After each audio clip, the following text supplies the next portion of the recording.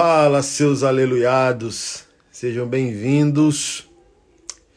Confirmem para mim se áudio tá ok para vocês, por favor.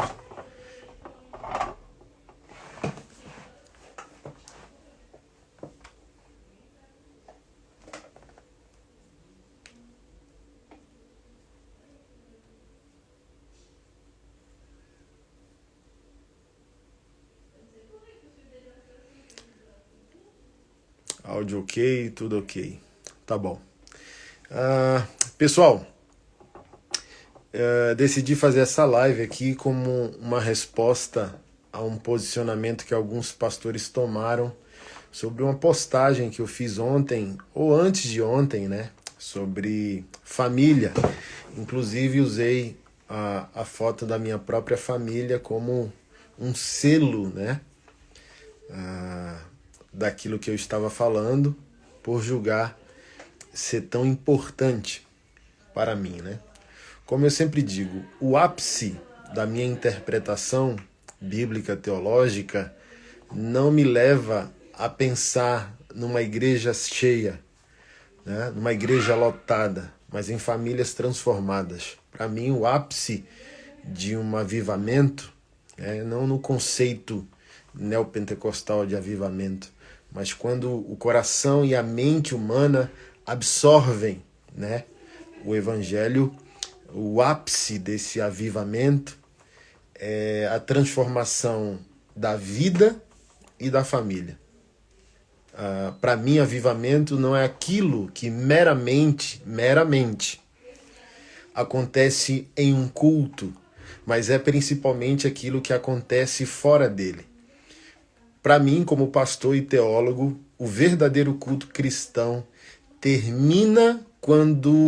começa quando a liturgia termina. Sempre ensino nas igrejas que pastoreio e supervisiono em Brasília, Recife e Goiânia. O culto de vocês vai começar quando esse culto congregacional ele terminar. Então, o alvo de todo o meu pastoreio e de toda a minha teologia é a vida. Porque entendo que a primeira instituição a ser criada já dá para nós pistas daquilo que está no coração de Deus. E Deus não inaugura a existência com um templo, ele inaugura a existência com uma família. É como John Piper fala no livro Alegrem-se os Povos, sobre missiologia, missões, evangelização. Ele diz, olha, só pregamos o evangelho onde Deus não é conhecido. O foco das missões não é a evangelização e o homem, é a glória de Deus. E John Piper conclui, a evangelização cessará quando Deus for louvado por todas as nações na consumação dos séculos. Ou seja, evangelização não é eterna, missões não é eterno. Os sacramentos não são eternos, as disciplinas espirituais não são eternas, a congregação dos redimidos não é eterna, a Bíblia, como livro doutrinário fundamental à nossa fé, ele não é eterno. Eles todos possuem os dons espirituais, os ofícios ao ministério que a igreja exerce.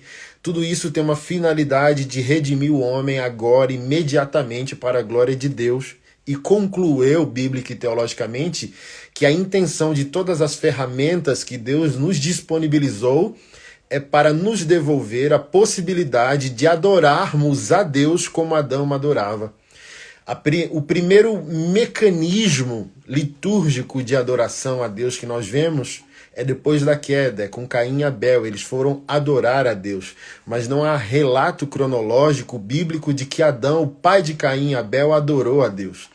Ofertou, dizimou, congregou, jejuou, amou, perdoou, orou. Não há esse relato. Concluiu, sabe por quê? Porque o ser humano foi criado e o ser humano será consumado redentivamente por Jesus para adorar a Deus de uma maneira fluida, fundamental e essencial. A adoração de Adão não era litúrgica. Quanto mais um homem ele se ver livre, né?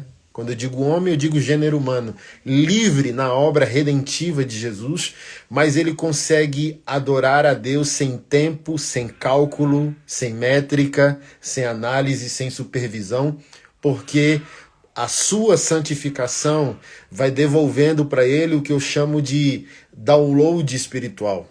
Quanto mais ele avança na sua santificação e relacionamento com Deus, mais ele é reconfigurado aquilo que ele foi criado para ser, sem o pecado de Adão. Então toda a face da minha teologia é a família, né? A conclusão da minha interpretação bíblica e teológica é a vida, é a família. Você entra aqui nas minhas redes sociais e às vezes você entra em crise, porque você vê análises perigosas, né? Porque essa minha conclusão vívida da teologia cristã me leva a uma teologia pública, ao exercício radical da cosmovisão bíblica, pensar Deus fora da caixinha, pensar Deus fora do óbvio, e isso aparentemente parece liberalismo, né? E as pessoas concluem isso porque associam uma fala teológica, às vezes radical ou perigosa, com a minha cara tatuada e conclui, consequentemente, que eu possa ser um pastor ou um teólogo liberal, né? Mas longe disso. Cara, quis responder, né, aos pastores que se posicionaram, não por causa de uma ofensa, mas acredito que esse diálogo é edificante, vai ser proveitoso para a igreja, no final das contas, e até para os próprios pastores, né? Porque às vezes estão limitados na interpretação do que eu quero passar como edificação ao corpo de Cristo.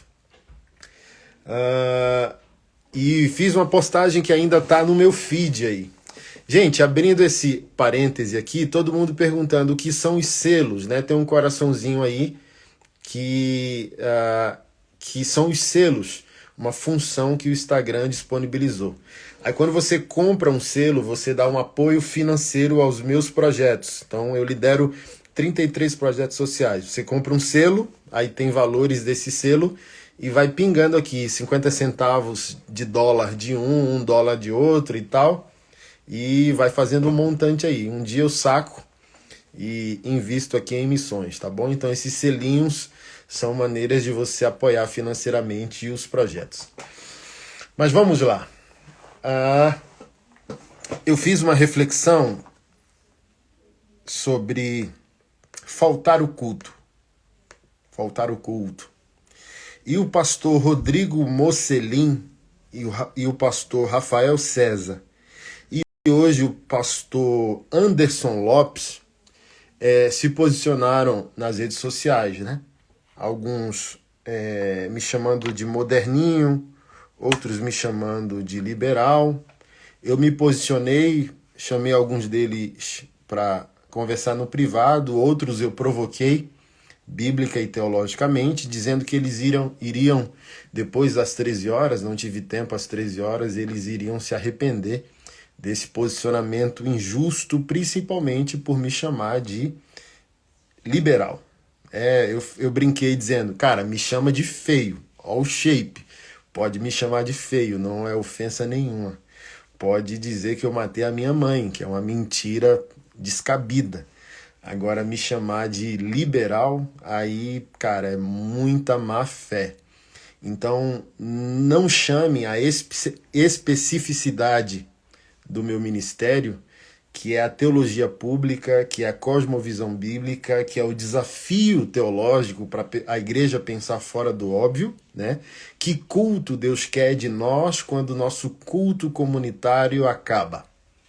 Esse é o Anderson Silva. Então, se você não alcança, né, se o seu pensamento teológico não alcança isso, cara, só senta para aprender. Mas me chamar de liberal é má fé, infantilidade ou rivalidade, Se você tem algum pressuposto de um comportamento meu que você não gostou, se você não gosta que eu aparentemente sou um pastor tatuado, e você já tem aquela ofensa guardada, esperando só o momento certo para externar essa mágoa que você tem com a minha pessoa. Agora, liberal, cara, não dá. Sabe por quê? Porque liberalismo teológico é aquilo que toca o que é fundamental, essencial, e não aquilo que é o modo. Então, a liturgia, a maneira com a qual nós cultuamos a Deus, se é sábado, se é domingo, se é num galpão ou se é igreja nos lares, essa é a forma, tá? E pensar ou desafiar a forma jamais pode ser considerado liberalismo bíblico e teológico. O que é liberalismo bíblico? Tocar no fundamental, tocar na essência e não na forma. E eu estou com minhas conjecturas teológicas desafiando formatos e não desafiando fundamentos, como um Ed Renekiewicz da vida, como um Vitor Azevedo da vida. Eles são liberais. Você pode concluir bíblica e teologicamente que flertam com a heresia porque ferem fundamentos bíblicos. Não creem, por exemplo, naquilo que Abraham Kuyper chamou de quadripé existencial. Criação, queda, redenção, consumação. O mundo foi criado de forma organizada, se tornou desorganizado por causa do pecado de Adão, foi redimido em Jesus e será consumado por Jesus na sua vinda. A Bíblia não é a palavra de Deus, contém a palavra de Deus, são questões fundamentais. O nascimento de Jesus não é virginal. A heresia que João combateu na sua primeira carta, olha, dos gnósticos, né? A matéria é má, portanto Deus não pode ter corpo, né? E por isso que ele diz, aquele que não confessa que Jesus veio em carne, em matéria, em corpo, esse está dominado pelo espírito do anticristo. Então, se você não pode questionar bíblica e teologicamente o que eu digo, não conclua que isso é liberalismo, porque eu só estou desafiando sua forma, nada mais, tá? Então, busque um outro termo. Acho que foi uma tolice da parte de vocês esse posicionamento equivocado, até porque aparentemente vocês conhecem pessoas que eu conheço, uma ligação, uma pergunta esclareceria tudo isso. Então é uma tolice, né? Muitos de vocês falaram que é uma maneira de eu lacrar, mas talvez vocês que estão querendo lacrar em cima daquilo que vocês estupidamente concluíram, tá bom? Pastor Rodrigo Mocelin disse o seguinte: pode faltar... Não, vamos lá, vamos começar pela minha reflexão. Se for necessário, falte o culto para salvar sua família. Todo pastor é um teólogo. E todo teólogo tem por fundamento o texto, somente o texto. O objeto do estudo do teólogo é o texto. Nada mais. O amor do teólogo é o texto, o envolvimento, mergulhar no texto, a interpretação honesta, o bailar com as palavras. Esse é o ofício do teólogo, esse é o ofício do homem de Deus. Somos homens das palavras, tá? E cara, infantil, Mocelin. Infantil. Eu vou ler a legenda da postagem, mas só a postagem para qualquer gente óbvia, racionalmente falando, não tem o porquê você concluir o que você concluiu. Até porque, vamos lá, se dê ao esforço de ir no meu Instagram e se dê ao esforço de ir no meu Facebook, olhar os comentários. Há um ecossistema ao redor daquilo que eu estou tentando ensinar. Obviamente que cada um de nós tem um ecossistema eclesiástico, né, diferente. Mas do tipo assim, se esforça, vence o orgulho, Vai nos comentários aqui no meu Instagram, vai nos comentários no meu Facebook, para você ver o clamor de uma multidão de irmãos feridos, sangrados, desviados, que perderam tudo, inclusive suas famílias, em nome de uma idolatria do galpão, ao radicalmente interpretar que a igreja do Senhor Jesus é o galpão. Eu mesmo me converti há 21 anos, 22 anos atrás na igreja Renascer em Cristo, do Bispo Sônia, apóstolo Esteve Hernandes, né, que se declara apóstolo. Eu não sei hoje, né, me afastei, só fiquei um ano, converti e fiquei um ano nessa igreja e depois fui para uma igreja mais saudável, né, e foi a igreja que eu participei a maior parte da minha vida antes de ser chamado por Jesus para ser pastor. A Igreja Renascer fez seu povo, seus líderes perderem aniversário de pessoas amadas, parentes, filhos, avós, pais, em nome daquilo que você era obrigado a fazer dentro da liturgia ou do serviço voluntário àquela congregação. Pessoas perderam casamento. Se alguém dissesse, olha, eu não posso me comprometer com aquele compromisso, é aniversário da minha esposa. Olha, se a sua esposa quer que você fique com ela no aniversário dela e não venha para a igreja servir a Deus, ela está com o espírito de Jezabel, né, que os neopentecostais chamam do espírito da manipulação. Pois bem, eu estou convertido há 20 anos. O bispo da época que me converteu, ele já passou na igreja local que eu pastoreio, desviado. O pastor que na época me converteu, desviou, casou semana passada, depois de viver a vida mais louca, sexo, drogas e rock and roll. Um outro pastor da minha época de conversão passou também pela igreja que eu pastoreio, viciado em pedra, viciado em crack. Tudo isso em nome da idolatria de uma instituição religiosa. Então, é desonesto você querer pegar uma postagem e querer julgar toda a minha teologia como se a minha teologia não tivesse ecossistema, como se eu fosse um garoto, como se eu fosse o Vitor Azevedo da vida vindo falar qualquer pataquada em rede social.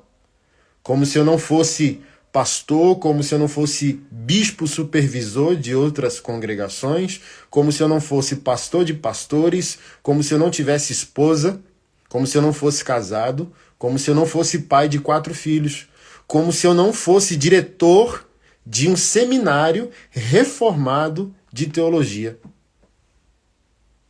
Então, não vejo qual a necessidade disso. Me julgar de querer lacrar, mas talvez é você que está querendo lacrar alguma coisa, bicho. Tem lastro, tem ecossistema, mas vamos lá. A postagem coloquei, e foi até um desrespeito, cara. Para dizer que eu não me ofendi, eu vi essa sua postagem ontem já quase meia-noite. E eu fui dormir chateado, fui dormir ofendido, vou confessar meu pecado. Se ontem à noite eu dormi assim, ó, tão... Sabe por quê? Porque eu não usei a foto da minha família como panfletagem. Eu usei a foto da minha família como um selo para aquilo que é importante para mim. E o que é importante para mim? O fim da teologia cristã é a restauração de uma família. Eu sempre digo, quer confrontar a ideologia de gênero? Não resista apenas às filosofias. Deixem eles assistirem que tipo de família vocês são fora do culto. Sabe? Aí você pega essa postagem e quer questionar o que eu disse, se está certo e está errado. Cara, sendo que a foto da minha família aqui não é panfletagem, cara, e coloca a foto da minha família sem pudor nenhum para discordar de mim. Falta de honra, falta de hombridade. disfunção da tua masculinidade bíblica.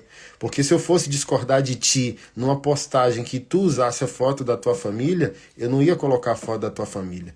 Então, ontem eu me ofendi. E se tu tivesse diante da minha frente, eu ia te cagar no pau, como diz o pastor Jack. Mas graças a Deus, né, que para todo coração redimido, nada melhor que um sono. Dormi, acordei bem e a ofensa foi-se embora. E só me vejo na responsabilidade de trazer luz a essa questão. Mas vamos lá, na postagem que eu fiz com a foto da minha família, que não é uma panfletagem, é a conclusão da minha interpretação bíblica e teológica, que não é a igreja lotada, é a família transformada.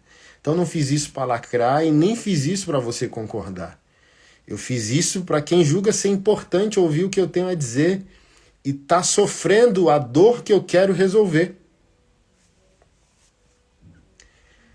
Olha a frase que eu coloquei na foto da postagem que eu usei minha família. Meus 3 filhos e o meu bebê na barriga da Keila. Então eu achei desrespeito, cara, da tua parte. O outro pastor, Anderson Lopes, é isso mesmo? É, Anderson Lopes. Parece que ele teve esse discernimento de dignidade, de integridade. Ele postou discordando, mas ele foi lá e vetou o rosto da minha esposa e o rosto dos meus filhos. Se é briga de homem, é briga de homem, né? Então, beleza. Mas tudo bem, já passou a ofensa, só externei aqui meu pecado, peço perdão a Deus, peço perdão ao irmão, porque pensei mal do irmão, fui dormir querendo te cagar no cacete mesmo, tá? Mas já tá tudo bem. Se a gente se encontrar, vamos tomar um café e dar um abraço. A frase da postagem, gente, se for necessário.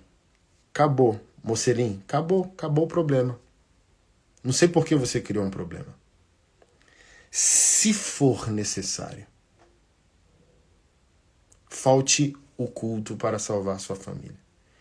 Ou seja, eu estou partindo do pressuposto que a igreja que o cara congrega é saudável, que aquela é uma família saudável que coopera com a igreja saudável, mas na legenda que eu vou ler daqui a pouco, um problema gerado por uma ausência não vai ser resolvido com mais uma oração, mais um culto, talvez um resgate de presença, que não, eu não apelei ao lazer, eu apelei à economia, porque essa família, sem a igreja, também é a igreja. Esse pai com a esposa, com os filhos, também é a igreja. E não ir ao culto congregacional, ficar, também é koinonia. Então, eu não conduzi, nem estou conduzindo os irmãos ao lazer, como se o lazer fosse redentivo. Eu estou conduzindo aquela família à koinonia restritiva, apenas dele. Você quer um exemplo?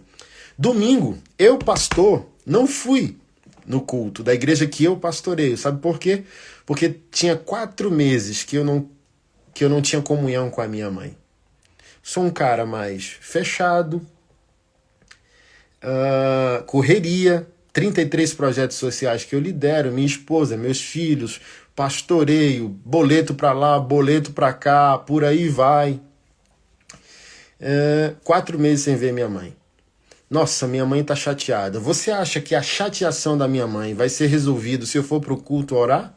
Se eu for pro culto adorar a Deus dizendo, ó Deus, toca o coração da minha mãe, para ela não ficar chateada comigo? Não. Sabe o que eu fiz? Aluguei 3, 4 diárias no hotel, liguei pro meu pastor auxiliar dizendo, segura a pemba, não vou pro culto. E fui ter 3, 4 dias de comunhão com a minha mãe. Então, o fundamento da reflexão é se for necessário. Porque nesse se for necessário, e como eu disse, cara, para mim é aterrorizante, bicho, um pastor e um teólogo não saber lidar com as palavras, com o texto. Se for necessário. Ou seja, a pessoa no seu ecossistema de relacionamento familiar com o tempo, Igual você falou, mas não tem 6 dias na semana?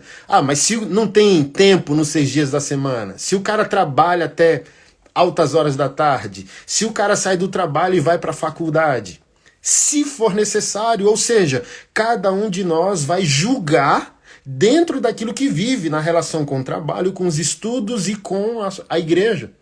Então, se for necessário, falte o culto. Porque, por exemplo, se o filho não estiver bem com o pai, tá?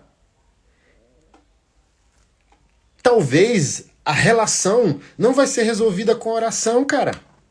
Porque é justamente a ausência do pai que está gerando a dor no filho. Então não se trata do lazer, se trata da comunhão, que é a igreja.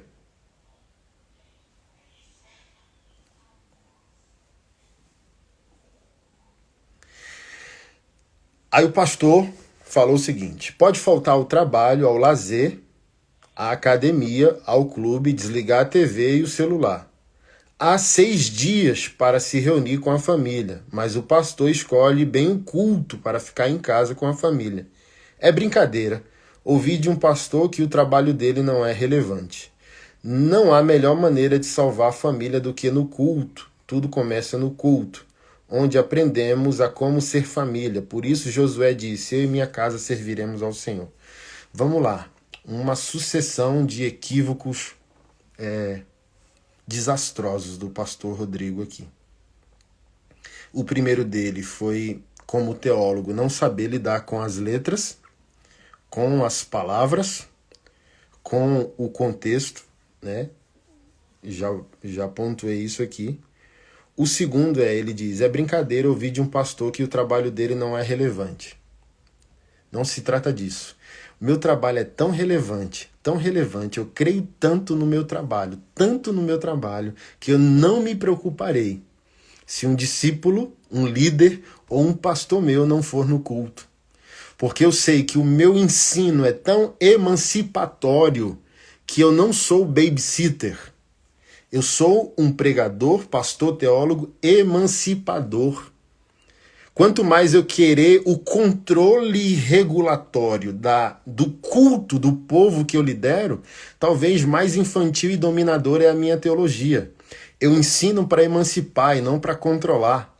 Então, se um pai de família, um líder que eu lidero, um pastor que caminha comigo, me ligar no domingo dizendo: não vou, assim como é comum para nós, não vou hoje. Hoje eu vou sair com a minha esposa. Eu dou um sorriso, um glória. Sabe por quê? Porque é culto na vida, é vívido, agrada a Deus. E foi o tempo que aquela família encontrou, porque não teve na semana aquele tempo, gente. Qual a dificuldade disso? Qual a dificuldade com isso? Mocelim, eu creio no meu trabalho.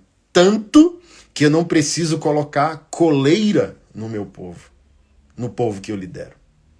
A minha pregação não infantiliza, amadurece, emancipa, e eu fico feliz quando o meu povo adora a Deus fora do comunitário, fora da liturgia.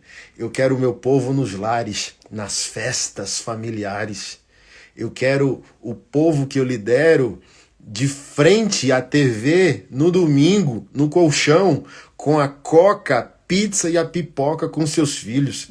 Porque os filhos serão os primeiros a regalarem os olhos, porque o pai era radical demais.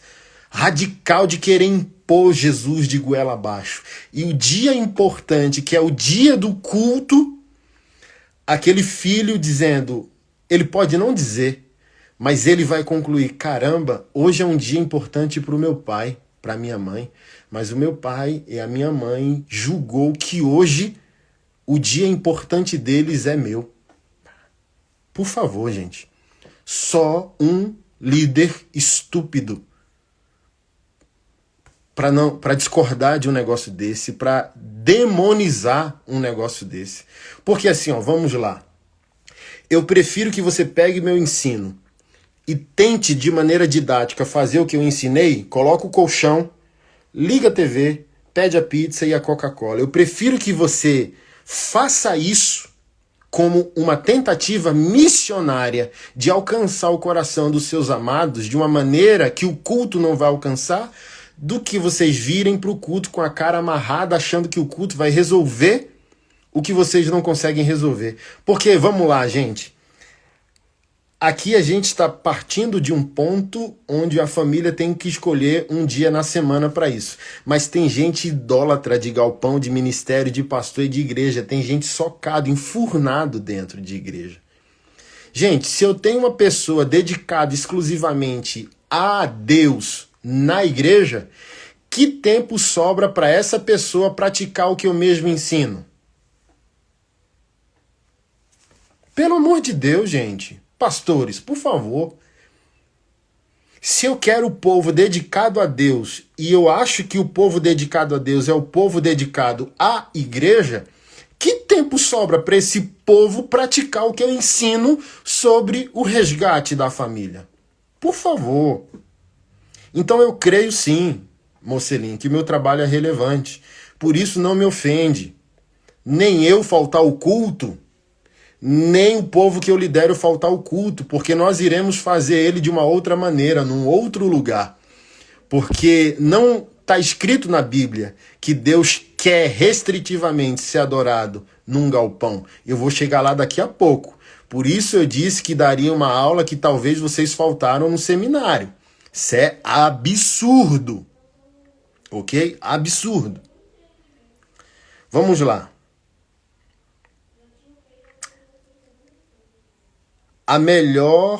Não há melhor maneira de salvar a família do que no culto. Não, não é o culto que salva, é Jesus que salva. Vocês colocaram, então é o convívio com a família que salva? Não, não é o convívio com a família que salva, nem o culto que salva. Jesus que salva. Paulo foi salvo no culto, foi? Então, cara, que religiosidade é essa? Que limita a atuação de Deus. Porque, por exemplo, o encontro da família quebranta o coração. Ao quebrantar o coração, no próximo culto, que tal supor que um parente pode se converter? Principalmente as igrejas que funcionam em visão celular são um demônio na terra, cara. Para destruir e dividir famílias, julgando que aquela família não convertida é a roda dos escarnecedores, sabe? Aí não convive com a família em nome da idolatria da placa da igreja. Aí os parentes não querem converter por causa da chatice. Chatice. Mas olha só, se você convive com a sua família, cara, você vulnerabiliza o coração da sua família. Esse respeito abre portas. Caramba, cara, olha só. E quando você convidar eles para o culto, eles vão, cara, no culto. Porque você respeitou. O filho que você está perdendo o coração, quando você falta um culto para ir para o cinema, porque talvez ele quer hoje o Homem-Aranha, cara. Ele não quer o culto nem a salinha da igreja. Ele quer o Homem-Aranha. Mas tu é tão radical que diz, que chega até bater no filho. O Homem-Aranha é do diabo. Você tem que ir para a igreja, é Jesus. Aí, olha só. Aí crente e pastor se choca quando o filho adolescente se desvia do caminho. O que eu fiz de errado? Você fez tudo, cara, de errado. Porque agora, como ele está adolescente, indo para a fase adulta, ele não é mais criança controlado. Aí ele diz, agora eu posso tomar as próprias decisões. Então o que o Senhor me impunha quando eu era criança, agora eu não quero. Cara, o ensino cristão é vívido. O ensino cristão, ele é fluido, bicho. Mas vamos lá. Aí o pastor comete mais um erro grotesco. Ele termina dizendo, por isso Josué disse, eu e minha casa serviremos ao Senhor. Caramba, bicho. Pô, pastor, por favor, velho. Eu já te elogiei em rede social. Gente, eu acho que isso é uma tolice, tá? É uma tolice, foi uma tolice do Mocelin, do Anderson, Rafael César, eu acho uma tolice. Mas são homens de Deus. Pode ver, né? São extremamente teológicos no que falam. Então, eu recomendo àqueles que me seguem segui-los, são saudáveis. Só cometeram uma tolice. Uma pequena tolice, tá? E eu dou uma recomendação. Eu fui ver as redes sociais de vocês. Cara, tem muita igreja, muita teologia, muito antipetismo, antimarxismo. Coloca umas cores nesse Instagram. Não é obrigado a nada e não prova nada. Mas, por exemplo, ao olhar a rede social de vocês, não sabemos se são casados, solteiros, divorciados, celibatários. Tem uma foto de uma filha perdida.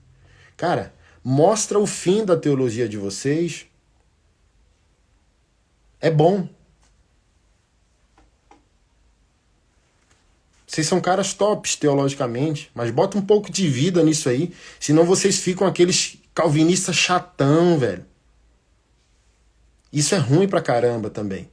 E eu sei, vocês são apologetas como eu sou. Franz Schaeffer, nosso grande teólogo e apologeta do século passado, disse o seguinte: olha, cuidado com os hábitos adquiridos em momentos de controvérsia. Eu sou um apologeta, eu sou o homem da guerra teológica. E talvez estou na mesma trincheira que vocês. E sei porque sei que a guerra adoece, deixa a gente sempre armado, deixa a gente, cara, antena ligada, tal. E o que a gente tem que fazer? Bicho, coloca um pouco de tempero nisso aí, um pouco de cor. Tá muito preta a rede Instagram de vocês. Coloca um amarelinho, um sorriso, um cachorro, um dog, um filho, um passeio, um beijinho, um jantar com a amada, com a cremosa, sabe?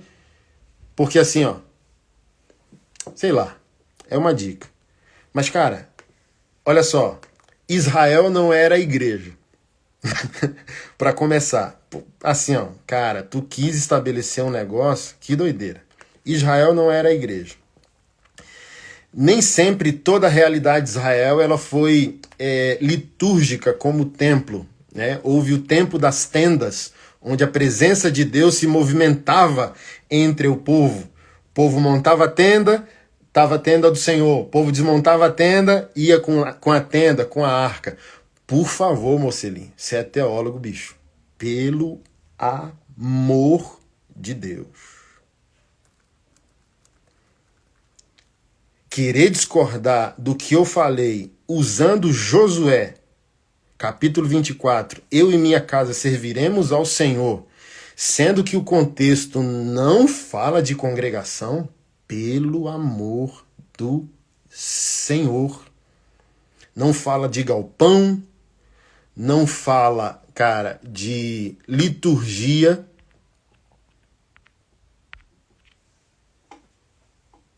Pelo contrário, está falando justamente do que eu quero falar. Josué se posicionou num contexto público no qual as 12 tribos de Israel não queriam servir a Deus na vida. E Josué fez uma análise histórica aos nossos antepassados, olha como está sendo nosso presente. O que vocês vão fazer? Vão adorar os deuses estranhos? Se entregar a eles? Ou vocês vão servir ao Senhor? Porque eu e minha casa já tomamos a nossa decisão. Eu e minha casa serviremos ao Senhor. Pô, Mocelim, pelo sangue de Jesus, bicho. Usar isso para concluir contexto congregacional de galpão, cara, foi um desespero infantil da sua parte que tudo bem, eu posso amenizar. Aí assim, ó, eu não sei de onde parte sua discordância, se ela só é bíblica, teológica, tudo bem.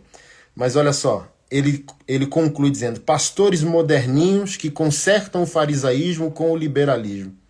Então, eu não sei de onde vem esse pastor moderninho. É minha cara tatuada? É a minha teologia? É meu fruto? É minha família? É o quê? Aí eu chamei ele para um bate-papo no privado, até porque ele já tinha me chamado para uma live. Aí ele diz, ó, te chamar para uma live não é concordar. Não, mas eu nem tinha falado sobre o que eu falei quando você falou isso e me convidou há 4, 5 meses atrás e eu na correria nem te respondi para aceitar a live. Então esse pastor moderninho liberal parte de onde? De uma dor, de uma mágoa? Tá chateado comigo? Te fiz alguma coisa sem entender que fiz? Porque assim, ó, deixa eu ver o texto aqui que ele me respondeu. Eu te chamei para uma live sim, Mas o fato de ter chamado não significa que tenho que concordar com tudo que diz. E nesse ponto eu discordo. É como disse no texto, a pessoa tem tantos dias para ficar com a família, aí sugere-se que ela fique no dia do culto. Mas se o querido irmão discorda, aí eu já saí de liberal para voltar a ser irmão. Então não estou entendendo nada. Porque para mim o liberal não é meu irmão.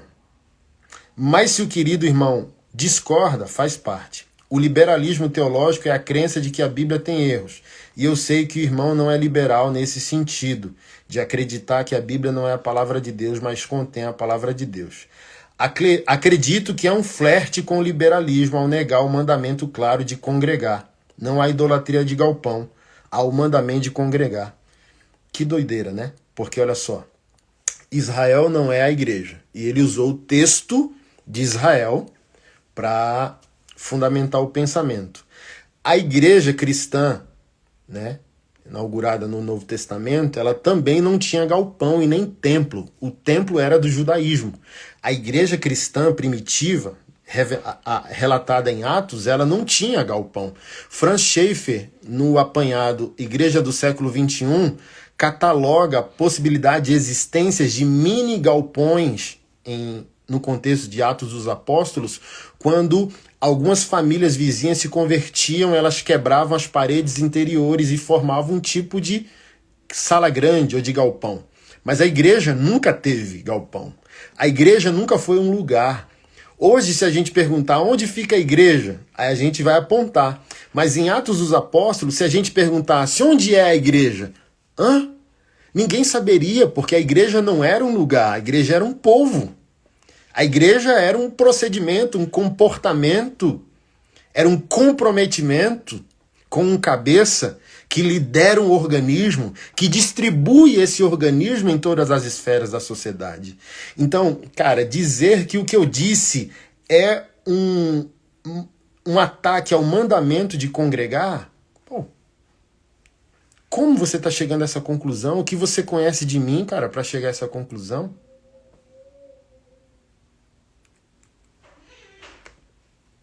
Surreal, né? Porque olha só, vamos lá novamente. Mocelin, Anderson e Rafael, todos são pastores. Portanto, todos deveriam ser teólogos. Portanto, todos devem ter habilidades com o texto.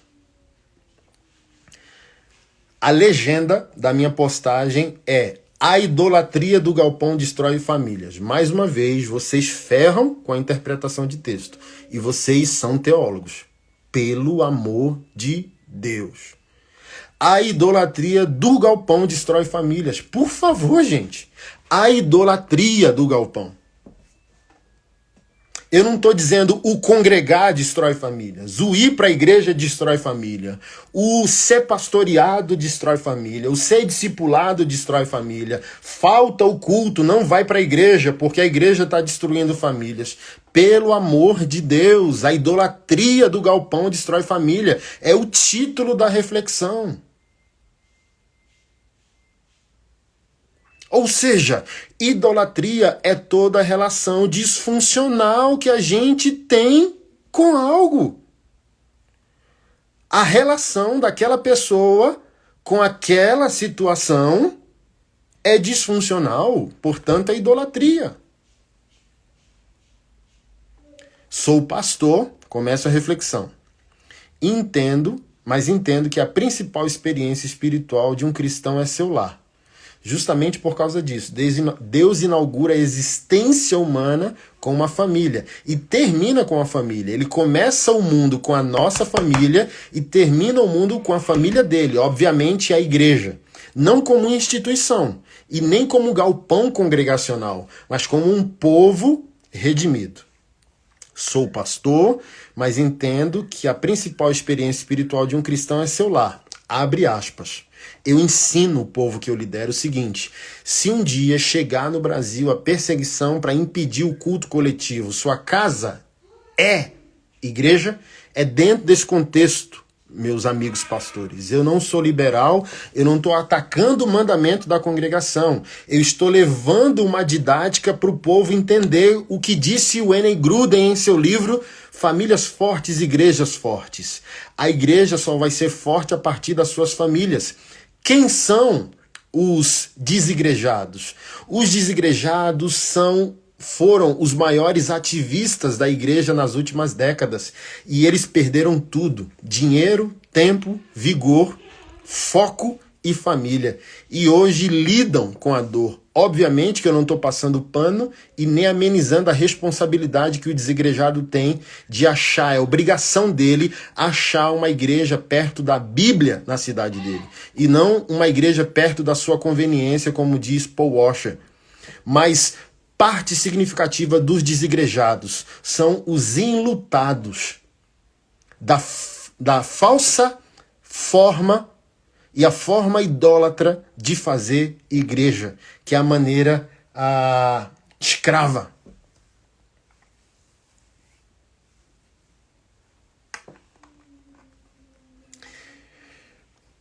Se você for proibido de ir para a igreja, você é a igreja? Parte disso. Quando eu quero resgatar a família, eu não estou dizendo que a igreja não é importante. Eu estou dizendo que essa família que está buscando a igreja perfeita talvez não seja a família ideal. Ou seja, o foco do meu ensino é para transformar a família. Porque qualquer igreja que receber essa família transformada vai ser uma bênção. Esse é meu ecossistema, pastores. Então não pego uma postagem para definir minha teologia, amigo. Porque eu estou trabalhando e trabalhando muito, principalmente com os danos que a religiosidade causou, que o liberalismo causa, mas também que a religiosidade em forma de zelo, como disse Paulo em Romanos 10 sobre o seu povo judeu. Tem zelo sem entendimento. E talvez essa dedicação radical que eu vi e experimentei é disfuncional para o funcionamento da família.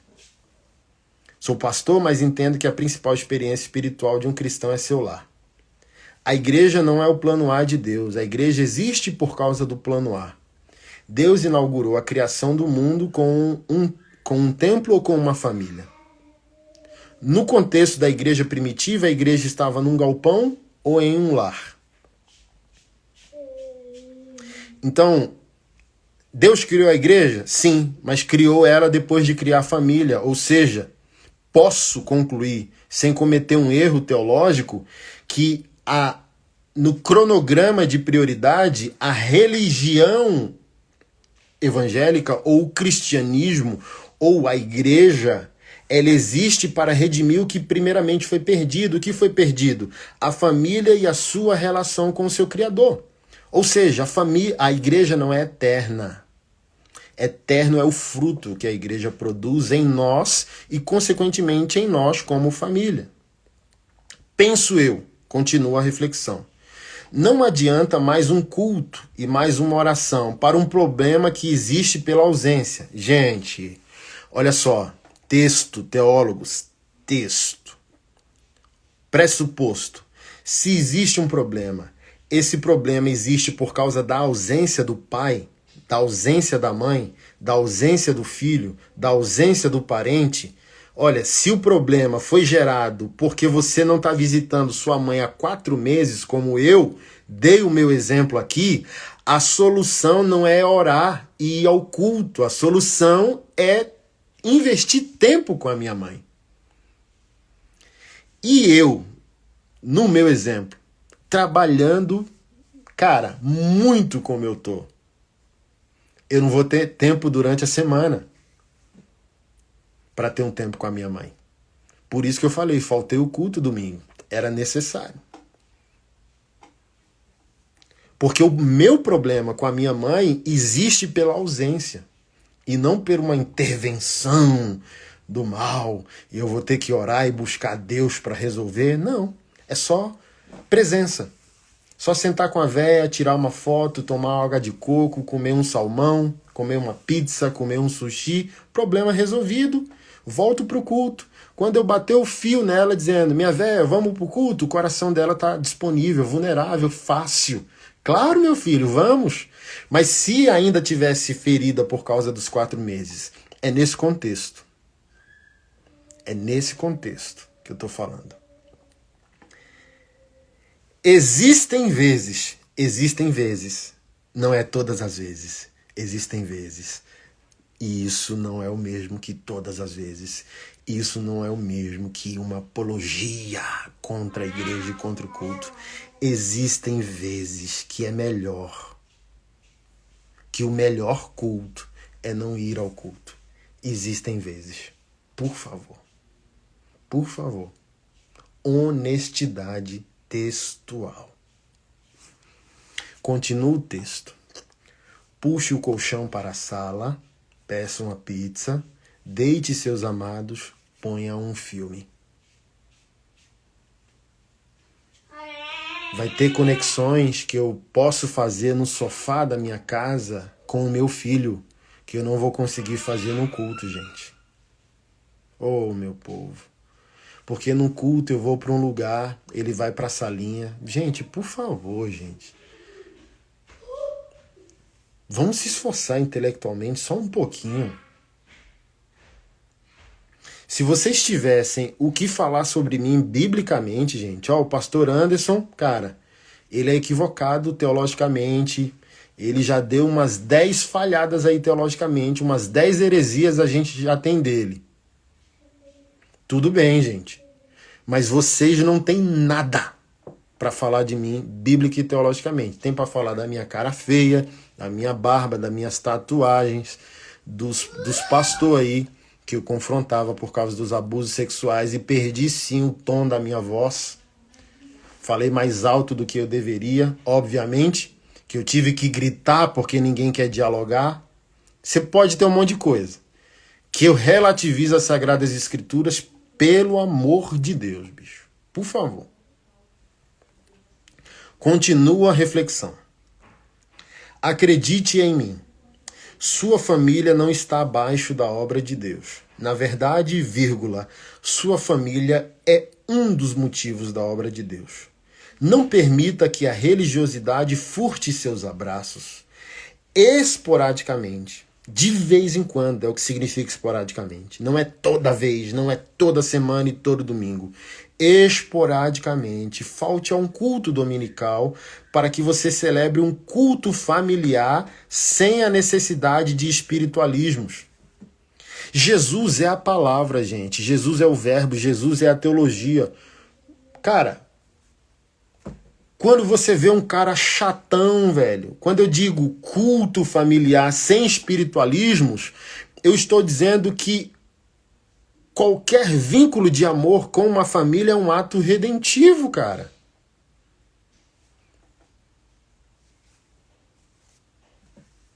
Ir ao cinema com o filho é uma boa pedida. Levar a esposa para um jantar romântico seria extraordinariamente espiritual. Sabe qual é o nosso problema? A gente não aceita que nós fomos feitos seres humanos. A nossa guerra por santidade supõe que essa santidade vai dar a nós uma esfera angelical. Tá doido? Se você for honesto agora, acabar a live e voltar para a vida real e olhar para tua esposa, talvez tu nunca jantou fora. E talvez tem meses. Eu, como pastor, por que eu segui esse caminho de libertação do povo de Deus da religiosidade, mas sem perder o comprometimento bíblico? Porque um dia minha esposa sentou comigo dizendo, olha, você está muito dedicado à obra de Deus. Tem quanto tempo, Anderson, que a gente não namora? Aí na minha cabeça, oxe, a gente namorou semana passada? Cara, ela começou a chorar e disse, tem 4 meses que nós não transamos, não namoramos, que você não me beija. Cara, eu comecei a chorar na cama. Comecei a chorar. Meu Deus, que idolatria. Meu Deus, o que é que eu estou fazendo? Estou enchendo a igreja, esvaziando minha casa. E obviamente que a gente tem que dançar nesse ritmo. Estou muito dedicado à obra. Cadê minha família? Estou muito dedicado à minha família. Cadê a obra? É essa dança. O que Paulo disse à igreja por meio de Timóteo? Olha, aquele que não cuida dos seus, especialmente os de sua família, negou a fé e é pior do que um incrédulo. Tá na Bíblia, tá na Bíblia. Se você não cuida da sua família, você é pior que um infiel. Tá lá, pô. Tá lá também.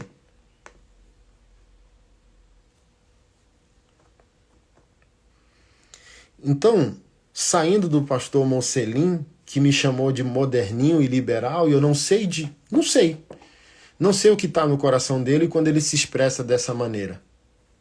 Não sei. Porque se fosse uma discordância teológica de um texto, ele se posicionaria. Mas ele conclui o texto indo para o pessoal. Então, às vezes, ele tem algo, né, no coração dele e eu não posso responder por isso, né? E o pastor Rafael César, eu acho que esse é o nome, é pastor da mesma congregação que ele. Ou seja, repostou e foi na mesma onda que ele. E os dois são reformados, apologetas, como eu disse, a rede social deles impecável, teologicamente, muito conteúdo bom e top. Siga os dois, eles vão abençoar vocês demais, bíblica e teologicamente. Mas, cara, pode virar esses caras da cara carrancuda, os chatão, né? Os teológicos chatão, os calvinistas chatinho, né? Que vê heresia em tudo. E às vezes, como eu disse, tem que temperar um pouco ali de alegria, de família. Bota um outro cenário também no Instagram de vocês, pra gente se alegrar. Por isso que eu disse, olha, minha teologia tem face. Por isso que eu amo, não é uma exposição ou uma vaidade. Eu amo dar cara à minha teologia. Postar meus cachorros, meus meninos, minha nega véia, que eu chamo de minha namoradinha. Minha teologia tem face. Qual é a face da minha teologia? Eu amo tanto a Deus, eu amo tanto a palavra de Deus, eu amo tanto a teologia bíblica, eu amo tanto a igreja do Senhor, que o meu amor a essas realidades transformam quem eu sou e eu volto melhor para a minha vida. Então mostra a conclusão, porque é isso, é nesse ecossistema que eu estou empenhado em trabalhar. Ajudar os meus irmãos a darem face à sua teologia.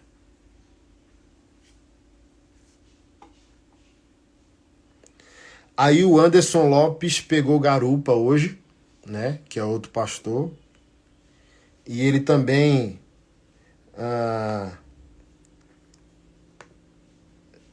aí um amigo meu me mandou a postagem, aí eu falei bem assim, pô, pilantra, hein? Não precisa ter feito teologia, mas interpretação de texto é o básico para um pastor. Depois das 13 horas você vai sentir vergonha dessa postagem. Deus abençoe. Aí ele colocou, boa tarde. Meu texto não é contra você, mas contra a ideia. Admiro que tem feito, mas discordo de como colocou o ponto. Deus abençoe. Ele, cara, faltou com hombridade, né? Com honra, porque olha o texto do cara. Olha o que o cara falou no texto, para depois o cara ficar variando na integridade dele, né? O conselho parece bom, tem um quê de revolucionário, de heróico, de antirreligioso, de piedade, mas é um cavalo de Troia. Passe tempo com sua família, para isso prefira trabalhar onde mesmo que não lhe dê o último modelo de iPhone. Lhe dê tempo com a família. Não preciso me alongar, você entendeu. Para passar tempo com a família, você tem muitas outras coisas de menos importância para negociar. Ao faltar no culto para salvar sua família, você está dizendo que o filme, o sofá, a pipoca tem poder de redimir sua família, mas o culto não. Parêntese. Olha que doideira. Ele concluiu de maneira estúpida, que isso aqui é estupidez, que eu estou dizendo que o lazer vai redimir a família. Aí ele se opõe ao lazer que redime, dizendo que o culto vai redimir. Ou seja, não é Jesus mais que salva. Para ele eu estou dizendo que o lazer vai salvar. E ele está dizendo que é o culto que salva, não é mais Jesus. Qual a base bíblica que você